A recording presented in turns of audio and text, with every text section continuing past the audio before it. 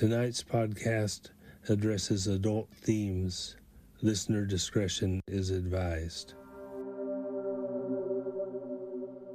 Tonight, on Tales Blown In on a Jaguar Wind, the closest we came to breaking our vows, a camp people story.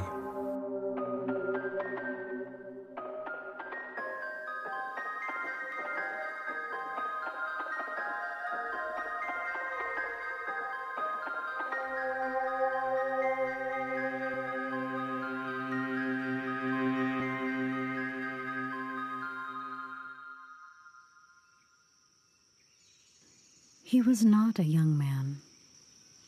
He was not an old man. Alone, he walked easily. In company, walked warily. This man, he spoke to his nephew on the day the boy met his animal clan and gained his strength as a man. This man, from his deathbed, according to tradition, he gave transmission to his nephew. He spoke solemnly, spoke privately, from his deathbed. Take my story. If you do not take my story, it will die with me. And the loss, I cannot judge. The loss may be to everyone.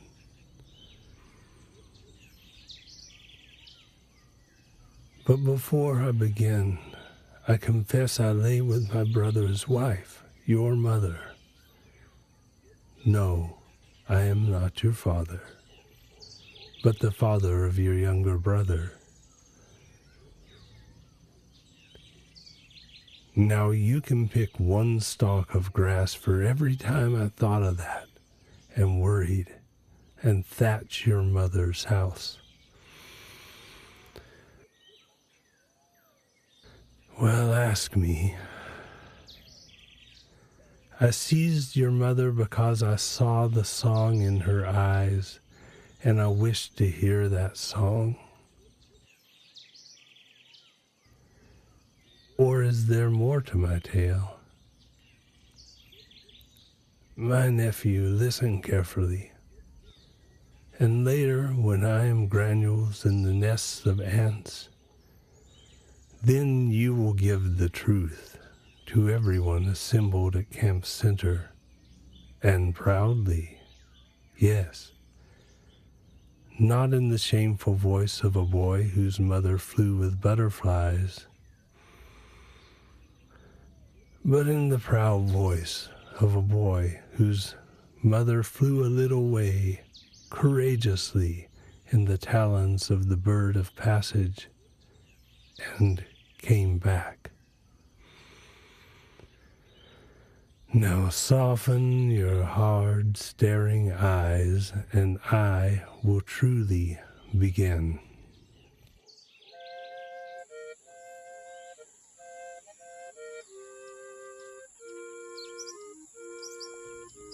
The leaves were dropping off the trees that day, dropping off and blowing. You were a tiny baby in your mother's cradle basket. Owl nuts, newly hulled, filled your mother's carrying basket. Where was your father then? And where was I, newly married young men?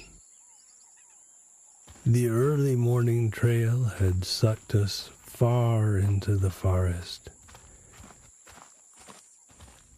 We caught Japu, we trapped 2 rats, and were turning back when we stepped into the bush and crouched, footprints of an enemy, for we knew the footprints of all the hunters hereabouts. An arrow cracked overhead. We flattened to the ground and fit our arrows to our bows, but we were captured from behind by 3 men falling on our backs. Then began the days of our captivity and the tortures of uncertainty. Were only we two captured? Unlikely. Wasn't all the village robbed and burned, and the women and children herded off? Then why were we not murdered where we lay immediately? For who would steal two hunters of perpetual vengeance? Not like women, who calm when new children are born. We could not even dream a possibility.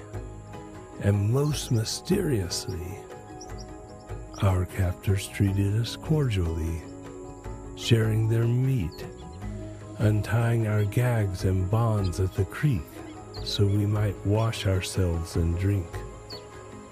7 days of travel passed. We lost our way with the drug they fed us. All we knew of our direction was down mountain. And our captors, who were they? Not rivermen, those savage raiders. Their language did not have the sound of any human tongue, and their skin was strange, too yellowy, and their muscles thin and unarticulated. We believed the two of us might overpower 4 of them, but not the 6 that held us captive. Their mouths were friendly to us, but their eyes opaque. We did not guess our fate. At the banks of Blood River, we were tied onto rafts, tied flat down and covered with bushes. And our captors also lay flat under branches and steered from their elbows with small hand paddles. Thus in nights we passed undetected the river people's villages. And very hungry we were, and very much afraid when the river emerged from the forest at the center of the world at the whole earth lake.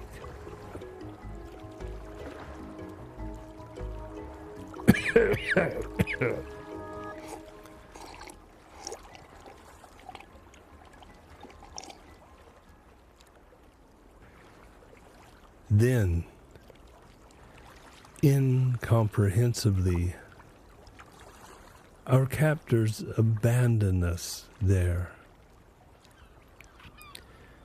But they may as well have drowned us, for they left us, humans, without tools, and many villages of savages between the whole earth lake and the camps of our kin. We squatted down small then and looked all about. What we saw we did not like. Big, hairy, men-like creatures, many of them. They pushed us down flat on our faces and stretched out our arms and legs. Between our fingers and our toes they stuck their spears in the dirt to indicate we were not to move, while they walked about using their mouths to make terrible sounds. Then they turned us on our backs. In all our parts they touched us with cold, strange implements, but did not injure us. We saw them eating rocks. We saw them drinking urine, and they smelled too bad to be human. Then they seemed to argue amongst themselves, and some of them tugged at our arms. Finally, before the sun went down, they removed the spears, which they appeared not to know how to use, and motioned us away from the whole earth lake shore and back into the woods. We could barely move. Our limbs were stiff and the drugs our original captors fed us still befuddled our minds. We crept to the edge of the forest to hide ourselves under a bush. But one of the hairy creatures ran after my brother and caught him and held him down, while two others sodomized him weirdly. Whether it is harder for me to report this, or for you to hear it, my nephew,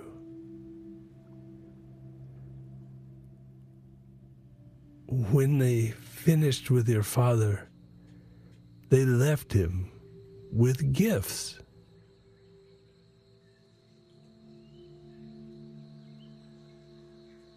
Imagine a peculiar knife that folded the blade on a pivot back into a handle, a ball of twine of unknown fiber,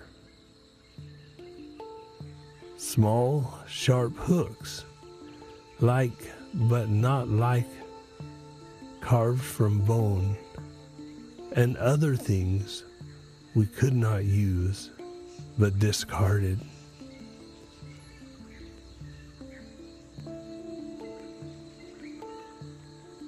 I gave my clan bird whistle to your father, and he whistled back.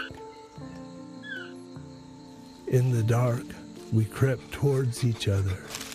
Trembling, we clung to each other until the drug wore off. My nephew, we were not thinking brave thoughts. We wanted to plan our return, but first we had to restore ourselves without being seen or caught. We tasted the likely-looking plants, biting them off as if they were grazed, not harvested by hands. The rodents and the ground birds we snared, we drank their blood, but could not chew meat raw, so weak and confused we were. Then on shore we discovered a campfire with live coals. We took them in green leaves and hurried them back to our hiding place. And there it was we practiced first the lore of our fathers' fathers, to smolder wood underground and to cook our food without smoke. When the disparate pieces of our dreams united in one scene again, we began to construct the image of our journey home. The only route we knew was the river route to the Triple Fork, then overland to our camp. But we could not walk the banks past the cannibal villages on the Blood River. And even with a boat, we could not safely pass, paddling noisily upriver. Then it seemed a miracle occurred.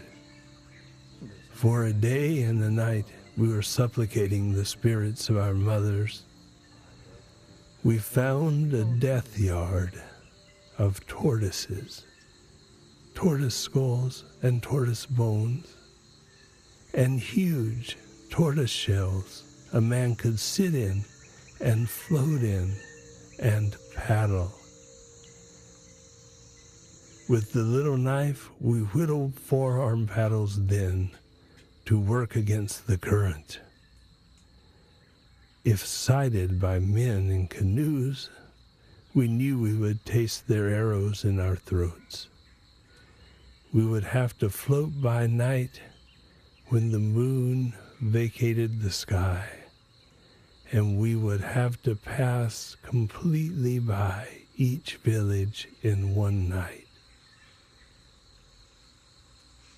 We knew absolutely that we could not survive, but the spirits of our mothers urged us on.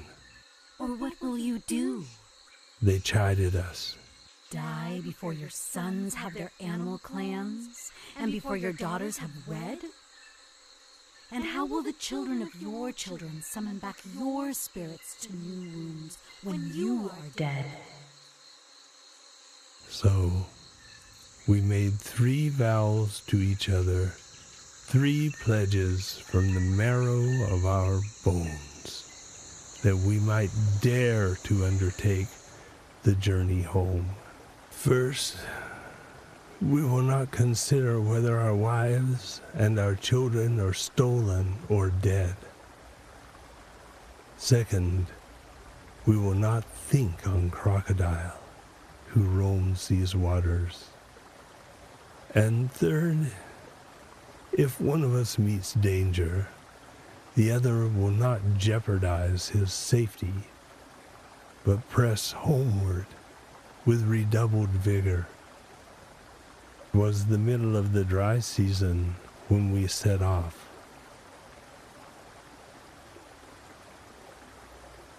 For days we dared not think at all, lest we break our vows. Every night before wrapping around each other's backs to sleep, we begged the spirits of our dreams to maintain our vows, and every morning when we rose, we blessed them for good service.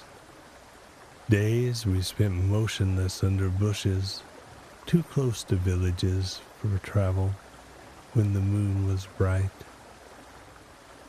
Days we spent far distant, snaring small animals to feed ourselves again before we traveled on. Halfway in our journey, the coals went out when we could not find dry wood in the rain. We nearly starved before finding new coals in an abandoned river camp. Surely the worst, and a very bad thing, is that far from a village we spied a canoe of women and children foraging.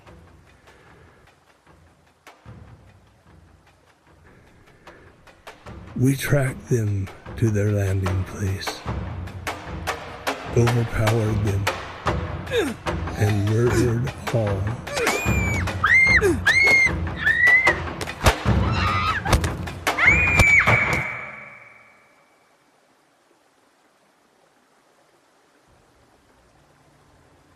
Three women, an old one, and 4 children to steal their provisions, for the rainy season was upon us. And deeply we grieved as we questioned ourselves. What manner of men are we now? Savages like the river men? Only 2 snaps better that we did not also rape the women and eat the children's meat. Then, directly, we made another vow, our 4th, that we might continue onward to our wives. We will never think on certain unspeakable acts again.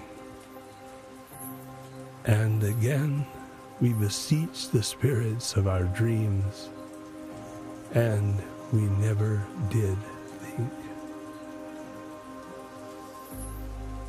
Thus, we survived the rainy season. When the sky poured down, we curled up tight under our tortoise shells. I will not even mention the insects and us without smoky fires, but we smeared ourselves with acrid leaves, and we nearly killed ourselves with sores one time from leaves that afflicted our skin. And we added another vow, a 5th, to save a distress beginning to kill us. We will not reflect on our capture, nor on the visitation by the hairy men-like creatures at the shores of the whole earth lake. In our tortoise-shell boats, improbably, finally, we reached the Triple Fork and began our journey overland. If we had any joy, we did not know it, for we did not dare to feel. But we recited our vows anew to shield us from wilderness terror.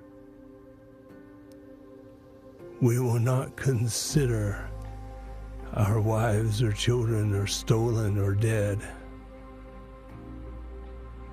If one of us meets danger, the other will not jeopardize his safety, but press homeward with redoubled vigor. We will never think on certain unspeakable acts again. We will not reflect on our capture, nor on the visitation by the hairy, men-like things on the shores of the whole earth lake. Yes, we reduced the number of our vows to 4, as we laughed and we cried. Now we will think on crocodile. And every time we crossed a rivulet, we laughed again and sang out, "Crocodile, crocodile, here I am, and sweet." It was in the end of the dry season we arrived, one whole round of the stars and more. Everything but ourselves was the same. The camp, the houses, the children, our wives. Only we had been carried off, and they grieved for the 6 pairs of footprints leading our 2 pairs away. But our 5th vow was not to ask why, and tightly we kept our vow. Our kin embraced us and did not speak. They saw 2 men attached to their souls like dying leaves on twigs, and they did not dare to blow a breath of speech. You know, my nephew. You know the rest, how we lived our days as all men should.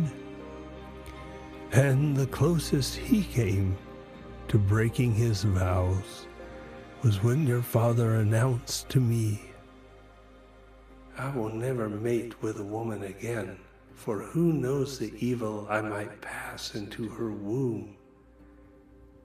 Indeed, your father beseeched me, "You will give my children to my wife." And the closest I came to breaking my vows was when I acknowledged, "I understand." Therefore, my nephew, your mother enticed me and pulled me into the red flower bush, and therefore I went to hear her song.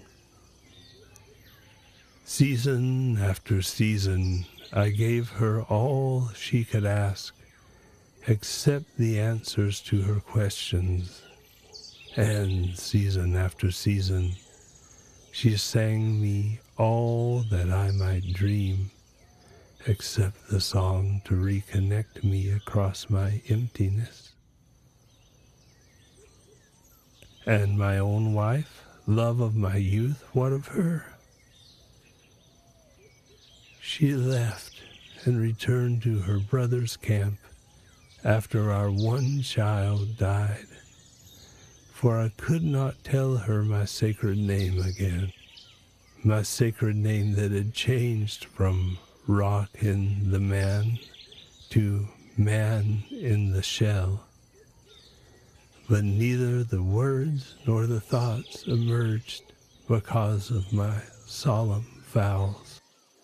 It is only now that I break my vows, and I die in so breaking them. For how could I know these things and live? That I with my brother murdered women and children to steal their provisions that we might survive? That fiercer, stronger creatures exist to whisk us away at a whim? And your father, who died before me a little while at the wide river crossing when he traveled to the Inca coast for trade, what he said to the fishes as he went down, that we do not know. But for you, my nephew, I have revealed our story and our vows, that you may know your origins, what manner of hero your father was, and the courage and forbearance of your mother. And I die passing this knowledge to you on the day you attain your animal clan, and to hold for your younger brother, my son, until the day he will gain his strength as a man. Now bind your eye-beams to my eye-beams, the while I die, so you will know the whole truth has been told, nor add one scratch of doubt.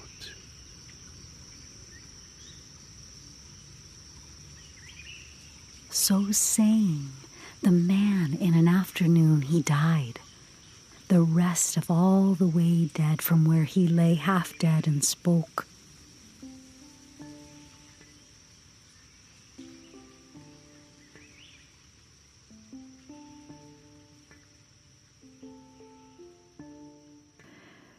Now who among us can bear to hear more? Those who cannot, rest your heads in your neighbor's laps. For those who abide, I continue. The nephew of the man who died, that boy could not last unsupported until his younger brother passed the hunter's tests. At his uncle's sacred burial, therefore, before the body was covered, while still one might speak the secrets of the dead before the strict 6 years taboo, the boy, he told his uncle's story, every word, to the people assembled at the grave. Even bravely, he revealed the paternity of his younger brother, while his mother wept in relief. And he told all the vows but one. For how could a boy report his father's murders as if he were a savage's son? That he told in secret to the healer Mo-Tabigam, that he might sleep and dream. No one moved while he spoke, and no one spoke while the boy walked out of camp. And no one began the sacred burial chant to teach the spirit of the dead man its proper return to earth. And the sun crossed the sky and set. In blackness, finally, Mo-Tabigam's voice called out.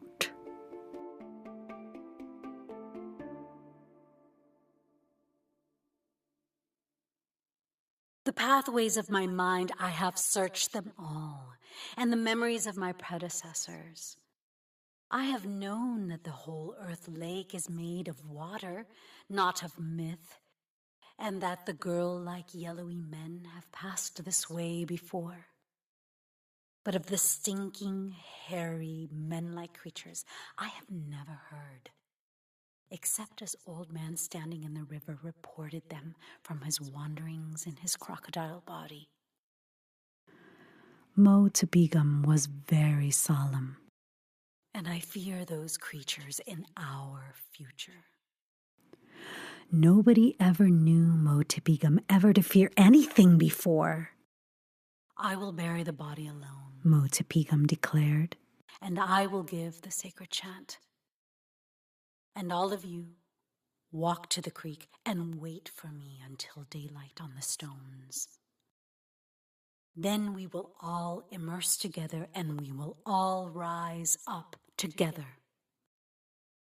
For who inquired of the two young men who were stolen away as flesh and returned as monuments to terror? And the woman, the wife, the mother, the lover was heard. I inquired and will dare to know, and I will remain throughout the night and fill the dirt in the open grave and give the sacred burial chant. And exactly so it was done that night. And what of the boy who walked out of camp? For 3 days he did not return. And when he returned, for 3 days he did not speak. Is that all? No. He left again later and did not return. Legend has it he married young with a girl of the lower river and fathered many daughters and sons and raised them well, summoning to new birth the spirits of his father's murderers before burning his boat and floating down in a tortoise shell to the whole earth lake alone. But that may be only poetry, and all we have of the truth is our own response to our father's legacies. Well, this is a tale so hard it cracked the storyteller's axe. Life is so precious. Sleep, my beloved, dream and sleep. This podcast is based on the remarkable writings of Jean Maria Arrigo, amanuensis. Performed by Westchester and Talia Morales. Original score by Westchester. Sound design by WCEXA. Additional music and sound effects obtained through artlist.com. Management support by Hal Brody. This podcast is made possible by a generous donation from the following: Norman Wan, Dick Martin and Cindy Valentine, Chin Chin Wu, Miriam Herb Allen, and Hal Brody. All rights reserved. 2023, Jean Maria Arrigo and Westchester. Thanks for listening.